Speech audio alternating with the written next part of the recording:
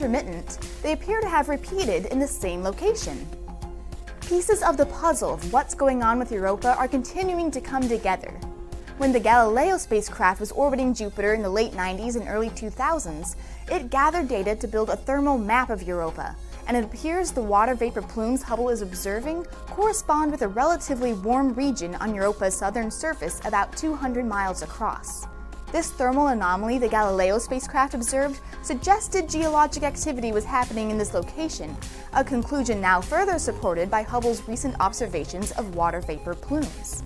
This phenomenon may be similar to what the Cassini spacecraft has seen at Saturn's moon Enceladus, where there are also water vapor plumes associated with warm regions on the moon's surface.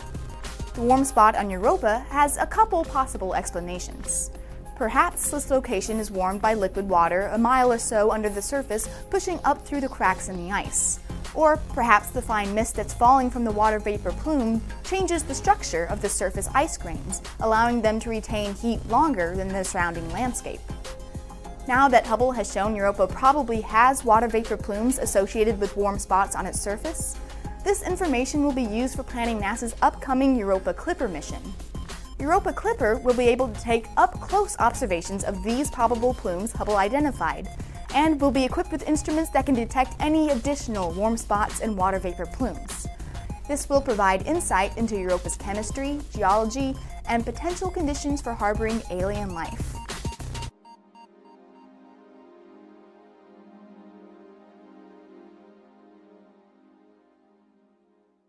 Hubble images of 30 beautiful celestial objects in honor of Hubble's 30th anniversary year. We're live now on Facebook and YouTube, so feel free to comment your questions and we'll try to get to them later in the show or afterward on social media. So this has been quite the landmark year for the Hubble Space Telescope, which has been orbiting above Earth's murky atmosphere for 30 years, since April 1990. Hubble continues to bring us stunning discoveries and images of our universe. Joining me today, we have Hubble's Senior Project Scientist, Dr. Jennifer Wiseman, and Deputy Director for Science Communication, Dr. Michelle Thaler. Let's go ahead and take a look at some of these new images now. All these objects belong to something called the Caldwell Catalog. These images are really gorgeous, aren't they? So the Caldwell Catalog includes galaxies, star clusters, and nebulas, which are clouds of dust and gas in space. Let's go ahead and jump right in. First up, we have an image of Caldwell 45. Caldwell 45, this is a gorgeous spiral galaxy, and it has something called nuclear rings. So Jennifer, can you explain what that means? Sure. So this galaxy, just spectacular in this image, is showing off its big spiral arms, which you can see reaching around the outer parts of the galaxy. You can see a lot of dust in these spiral arms, and you can see these kind of purplish hot spots. These are regions where star formation is particularly active, and the bright light from those massive stars is ionizing the gas, giving us these beautiful colors. In the core, you see this glow of yellowish light. There's so many stars there that the starlight just kind of blends together. And around the center of this galaxy, we have a ring of particularly bright emission. This is caused when the conditions are just right in galaxies like this for intense star formation. So this galaxy is producing new stars at a high rate, and in particular in that ring around the nuclear part of the galaxy. Yeah, it's really beautiful. We've got another image of a spiral galaxy, Caldwell 36. So Caldwell 36, it seems like we're almost missing a chunk of the photo here. So what are we seeing, Jennifer, or not seeing? That's a good question. So first of all, you see that it's a beautiful spiral galaxy, another case of just a marvelous windmill type pattern of spiral arms with lots of stars, star formation, dusty regions. That kind of stair-step shape in the upper right is actually an aspect of the camera that was used to take this image. The Wide Field Planetary Camera 2 is almost like having 4 cameras in the 4 quadrants of this region. And the upper right quadrant, that camera actually can see things in higher detail than the other 3 quadrants, the other 3 cameras. So if we want it all to kind of be at the same resolution, we have to shrink down the image from that upper right camera or that upper right quadrant so that it matches the same resolution capability of the other 3 quadrants or the other 3 camera pieces. And when we shrink it down, it kind of gives us this resulting stair-step pattern in the final image. But if you can kind of ignore the stair-step pattern, you can see the gorgeous, gorgeous central part of this galaxy and the spiral arms around it. And again, another example of nature's spectacular means of arranging stars and continuing the production of new stars in active spiral galaxies like this one. Yeah, thank you, Jennifer. We've got another beautiful galaxy image of Caldwell 29. So at the heart of Caldwell 29, astronomers suspect that there is a supermassive black hole. So Michelle, could you tell us more about what black holes are? Oh, absolutely. So, I mean, the amazing thing about a black hole is that it's a region of the universe where gravity is so extreme, it can actually suck light in itself, and that's why we call them black holes. Now, normally we think of black holes being formed by stars that die and their cores collapse under the force of gravity. But in this case, we're talking here about a supermassive black hole. In the center of a galaxy, black holes can get to millions or even billions of times the mass of our sun. So this galaxy has a particularly mysterious bright center. And although we're seeing visible light here in Hubble and maybe a little bit into the ultraviolet and infrared, what we also measure from this galaxy is X-ray light. X-ray light is only naturally produced when the gases reach temperatures of over millions of degrees. So as things fall in closer to this huge black hole, they get caught by the black hole's gravity and accelerated faster and faster around, almost like water going down a drain. All of that friction heats the gas up to millions of degrees, and it flickers on and off in X-ray light. So in the core of this galaxy that you're looking at here, there is a monstrous, huge black hole. And one of the big mysteries that Hubble and other telescopes are trying to solve right now is how black holes can actually grow that big. Millions or billions of stars must have gone into that black hole. Wow. So the Caldwell catalog also contains something called planetary nebulas, like this image of Caldwell 56. But the term planetary nebula is a little bit misleading. So Michelle, what are we looking at? Well, sure. So here we're looking at something closer to us. When you look out to galaxies, you're looking at things that are millions or tens of millions of light years away. In this case, this is a nebula, a glowing cloud of gas that's in our own galaxy, about 1,600 light years away.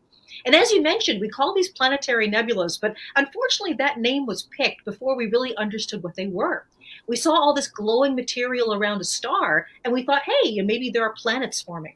But instead of the birth of a solar system, what we're actually looking at here is the death of a solar system. Planetary nebulas are formed when a star begins to die, and it bloats up to huge sizes, then begins to drift away into space. And what's left at the very center of this nebula is a white dwarf star, a star that's actually just lost its nuclear reactions entirely and is slowly cooling off. So this is a wonderful planetary nebula that it's a little bit poignant. We're actually looking at the death of a solar system. And that's the gases that you see glowing here being unraveled from this dying star. Very cool. Thank you, Michelle.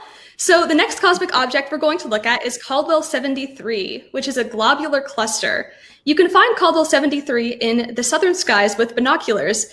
But Michelle, what exactly is a globular cluster?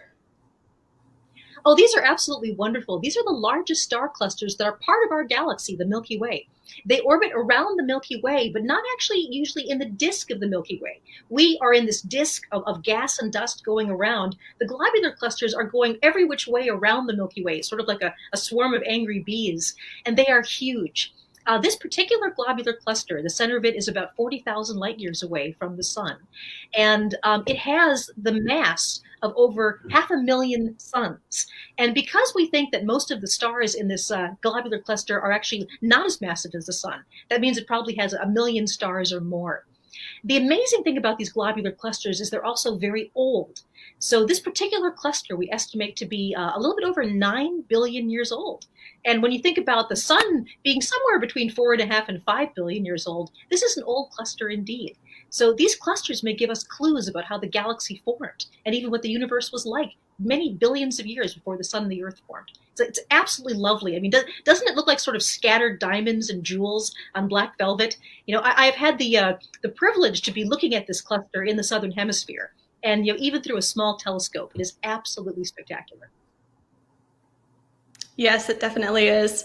Now, one of the coolest things about Hubble is that it can look at cosmic objects in different wavelengths of light. So let's take this image of Caldwell 52. Hubble was able to image this galaxy, this elliptical galaxy, in both visible light and infrared.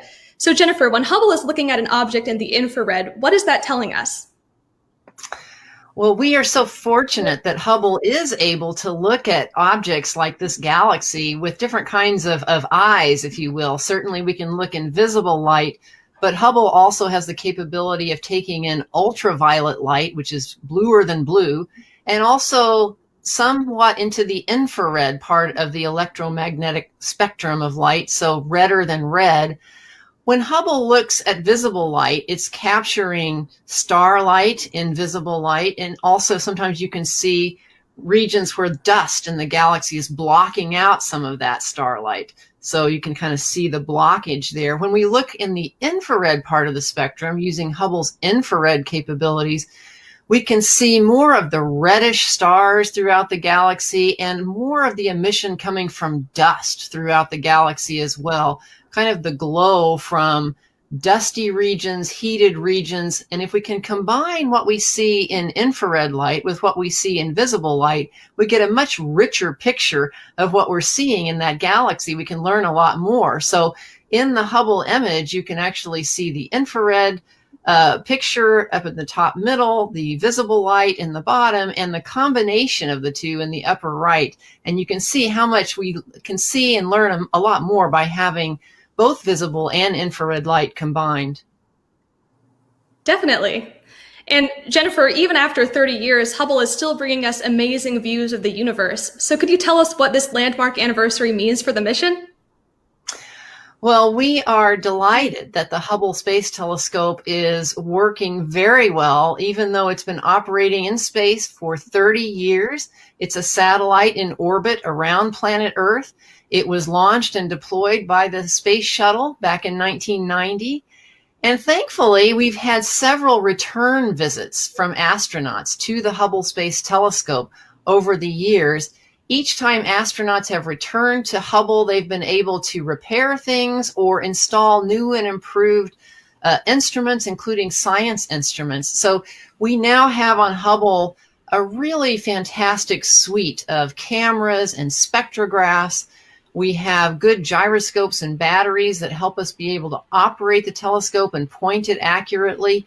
And we're confident that the Hubble Space Telescope will be able to operate well for quite a few years to come, hopefully throughout most of this decade and maybe beyond. And that's good news for science, because Hubble right now is really at the peak of its scientific capability, even 30 years into its mission.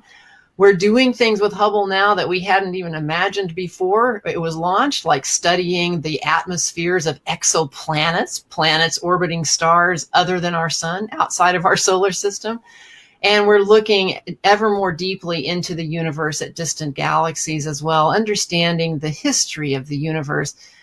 We are also looking forward to Hubble operating in complement with the James Webb Space Telescope that is due to launch the latter part of next year. When Webb launches and operates, it will be a wonderful telescope that's very adept in the infrared part of the spectrum, looking deeper into the infrared than Hubble can achieve, whereas Hubble can see visible and ultraviolet light that the Webb telescope won't see. So in complement, these two observatories will be a very powerful tool for understanding distant galaxies, the early universe, and also star and planet formation in our nearby our own galaxy as well. So we're very excited to celebrate Hubble's 30th birthday, both for looking back, but also for looking forward to what we're going to learn about the universe in the coming years. Fantastic. So if you're just joining us, we're live and talking about newly released Hubble images of objects from something called the Caldwell Catalog. The coolest part about the Caldwell Catalog is that you can find these cosmic objects in the night sky with telescopes, or sometimes even with just binoculars or your eyes. But what exactly is the Caldwell Catalog? Joining me now, we have Hubble's Science Operations Manager, Kevin Hartnett, and our lead science writer, Vanessa Thomas. They're also both amateur astronomers, which means they use their own telescopes to look at the night sky. So Vanessa, you were responsible for pulling together this collection of images. Could you tell us what the Caldwell catalog is and what its purpose is? Yes, of course. The Caldwell catalog is a collection of 109 celestial objects, galaxies, star clusters, and nebulas that, as you said, can be seen with amateur-sized telescopes, and sometimes they are bright enough that you can see them with binoculars or even the naked eye. And the collection was put together by a man named Sir Patrick Moore, and he was a British amateur astronomer and science communicator, and he put the collection together for fellow amateur astronomers to have some targets to look at with their own telescopes. He found these objects interesting and wanted to share his list with others, and it was inspired by a more famous catalog that was put together even earlier called the Messier catalog that was put together by a French astronomer, and that also included galaxies, star clusters, and nebulas that amateurs can see with their own telescopes. The difference between the two catalogs is that Messier's catalog included only objects that could be seen in the northern hemisphere, where the Caldwell catalog includes objects that can be seen in both the northern and southern hemispheres. So wherever you live in the world, you can see some of the Caldwell catalog objects. That's awesome. Thank you, Vanessa. So Kevin, speaking of finding these Caldwell objects in the night sky, you actually took an image of Caldwell 14, which is the double cluster in the constellation Perseus. Let's go ahead and take a side-by-side look of the image you got and the image that Hubble has. Both images look amazing. So could you tell us a bit more about them and how people could find Caldwell objects in the night sky? Sure. Well, Caldwell 14 is an amazing object, and this is a great time of the year to see it. It's located in the night sky between the constellations of Cassiopeia and Perseus, and is frequently called the double cluster in Perseus, and you can see why. With a small telescope from a dark site, you can see basically what I've imaged here. Two distinct open clusters of stars, each with hundreds of glittering members. It's really an unforgettable sight. If I could have the next graphic. This graphic shows the location of Hubble's image in the greater context of the double cluster. One thing stands out immediately. Hubble's field of view is tiny compared to the size of the double cluster. It would take Hubble Space Telescope hundreds of images all stitched together to form a big mosaic to capture all of Caldwell 14. This is one of the reasons why NASA is preparing the W1 mission, because this space telescope with one shot will take all of Caldwell 14 with the resolution of the Hubble Space Telescope. Now, how do we find the Caldwell objects in the night sky? Well, if you don't have a motorized go-to telescope, you'll need different things. First, you'll need a good listing of the objects and some detailed star charts for where to find them. Now, these thankfully are easily available online or in an atlas or even in a phone app. Second, you need a dark spot. Get out away from city lights if you can, and let your eyes dark adapt to the night sky, and you'll begin to see those fainter stars and constellations that you can't see from the city location. It's helpful at this, in this regard, to go out on a night when there isn't a bright moon in the sky. Then you need to choose your optical aid based on the brightness and the size of the object that you're looking for. So again, you can use anything from binoculars like these 7x50s, which are great, or a small telescope like this 3.5 inch here, or for some of the fainter objects, something in a 6-inch class like this one here. So the final thing is really to remember patience and persistence. This is a treasure hunt. And imagine what it's like to see with your own eye in the telescope the light from a distant galaxy that's millions of light years away. It's really worth it. It's unforgettable. Thank you so much, Kevin. Before we jump into some audience questions, let's check back in with Vanessa. So Vanessa, there are more images and information about the Caldwell catalog online. So could you tell us more about what we can find on Hubble's website? Absolutely. If you go to nasa.gov/Hubble, you will find a link to our Caldwell catalog, and there you'll find some background information about the catalog and Hubble's images of these objects, and you'll see a gallery of all of the objects in the Caldwell catalog that Hubble has observed and we've released images of. And you'll see some of the new ones highlighted in new. And if you click on one of those objects, you'll get the full image. And you may even see more images than just one, because sometimes Hubble has seen more or taken more than one image of an object. And you'll find some information about that object, as well as how to observe it. You'll see a basic star chart that'll give you an idea of where the object is located in the night sky, and it'll tell you what constellation it's in and what time of year to look for this object. If you look at the description, it'll give you more detail about whether it's in the northern hemisphere sky or if it's in the southern hemisphere sky, and whether you need a telescope or binoculars or if you can see it with naked eye. Great, thank you. All right, now we're going to take a look at some questions. We have one from Facebook. Okay, so what can Hubble tell us about elusive phenomena like singularities and gravitational distortions? Jennifer, would you be interested in that, or Michelle? Feel free to jump in.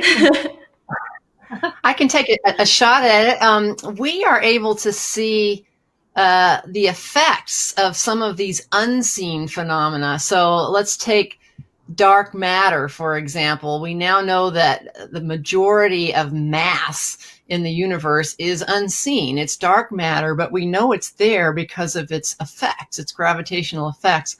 One of those effects of dark matter is to actually distort space-time. All mass actually can do this. And if you have a lot of matter together, such as in a cluster of galaxies, there's a lot more dark matter than the visible starlight.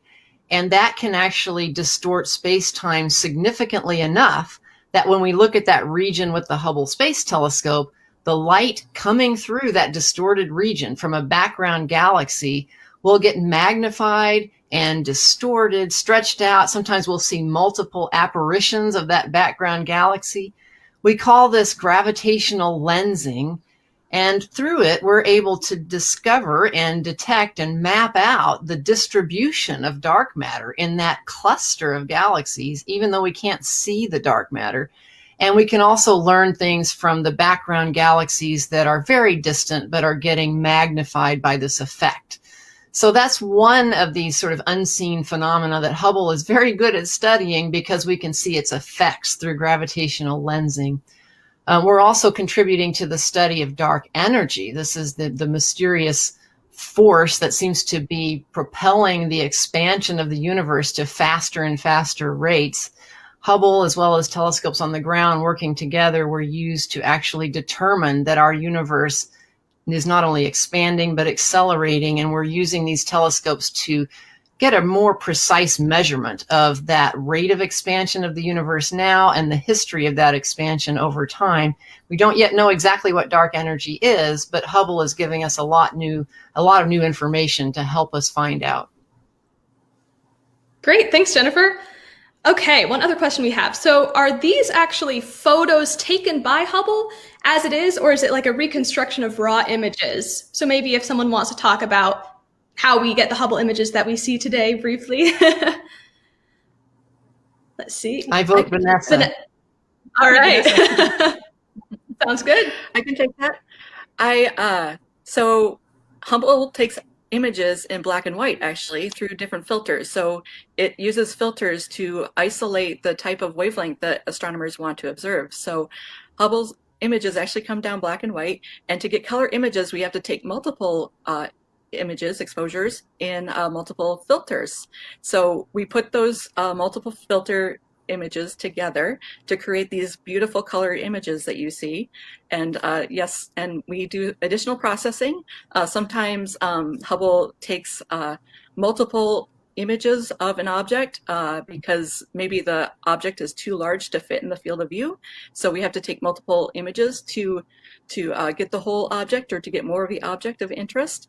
And so we have to mosaic those images together as well. So there is some processing that goes on, yes. Gotcha. Thanks, Vanessa. Awesome. Okay, so on Facebook, it sounds like we have someone who is a beginner amateur astronomer looking for some tips. So Kevin, do you have any words of wisdom? Well, my best tip for folks that are getting into astronomy is to find a friend to do it with. Now, one has to be careful these days because of COVID, of course, to be in a group doing this, but there are clubs, many clubs out there for amateur astronomers. And if you join a club, which meet virtually now, you can learn a lot about different types of telescopes, different tricks to observe, and it's all very helpful rather than trying to do it alone. So that's really perhaps the best tip that I can give you. Don't do it by yourself, or if you feel like you have to because of COVID, take advantage of online meetings or YouTube videos. There's lots of them out there that describe telescopes or binoculars and how to use them. There's a wealth of information online these days. Great. Thank you, Kevin. All right. I think we're just going to do one more from Facebook. How far away is Hubble from us? So anyone want to take that one on? I can take a jump at it, but it's about 300 and it varies actually, but varies between about 340 and 360 miles above the surface of the Earth over the years of its mission. It's not that far away from the surface of the Earth. It's in low Earth orbit, again, not to get it a lot closer to the things that we're trying to observe with Hubble, but to simply get it above much of the Earth's atmosphere so that we don't have to look through that turbulent atmosphere that can actually blur the images that we're trying to look at. And also the atmosphere of the Earth actually filters out some of the light that we want to capture with Hubble, like ultraviolet light. So it's not very far up. It was deployed there also because that's where the space shuttle could go. And we wanted to use the space shuttle to take the Hubble up into orbit and to return to visit it several times. You should note, however, that a lot of telescopes now in space, and there are other space telescopes now and also in the future, are not being put in low Earth orbit. Some of them are being put much farther away. The James Webb Space Telescope, to be launched next year, the latter part of next year, will be 1 million miles away at a place in space called L2 that is quite far away. We want to keep the Webb telescope very cold. We want those sun shields that you see in the image there protecting the telescope from sunlight and heat to be effective. And we want to be able to have the most sensitive infrared observations possible. So that's why the Webb telescope will be put much farther away from Earth than Hubble was put. Absolutely. I think we do have time for one more question, and maybe Michelle can take this one. Speaking of James Webb, which is coming next year, is Hubble getting upgraded after James Webb, or what are we looking at with the future of our space telescopes? Well, right now there is actually no plans to visit Hubble with the astronauts again, and part of that is because we don't have the space shuttle. So Hubble is not actually in the correct orbit. The space station, for example, is in a very different orbit than Hubble. So we hope that Hubble keeps working as well as it is now, maybe even for a decade. The last mission that went up there in 2009 replaced a number of the cameras. So the cameras are actually much younger than 30 years, just a little bit more than 10 years old. And they also did things like replace gyroscopes so that the telescope will be able to point itself very well. So, some of the things that I'm really excited about as far as what we're doing in the future of Hubble, we're working on, for example, catalogs that astronomers all around the world can use, catalogs of say, star regions where young stars are being formed right now. Another thing that we're doing that I'm very excited about is monitoring the atmospheres of planets like Jupiter and Saturn. So a lot of people have heard that the red spot of Jupiter is shrinking. It's actually changing color as well. So Hubble will be doing that too. So Hubble has a huge future ahead of it. And although we're not expecting to actually upgrade it at this point, it is still going to be this incredibly relevant and wonderful observatory. And when the James Webb Space Telescope is launched later next year, the two observatories, we hope, will be able to work in conjunction to some degree. And this will allow us to do something called calibration, where we make sure that one telescope is agreeing with the other telescope. We can make our images and our measurements as accurate as they can possibly be. So that's something I'm looking forward to next year. It's going to be a big event. Yeah, it's going to be awesome. Well, thank you all for sending in these questions. Unfortunately, we're going to have to wrap things up for today, but if we didn't get to your question here, we'll try to answer it later on social media. Thank you for joining us. We love sharing these newly released Hubble images of objects from the Caldwell catalog with you. All the images we talked about and many more can be found online at nasa.gov/Hubble. There, you can also find more Hubble content and fun online activities you can do with your family or on your own. Be sure to keep up with us on social media at NASA Hubble on Twitter, Facebook, Instagram, and Flickr. Thanks again for joining us, and have a wonderful weekend.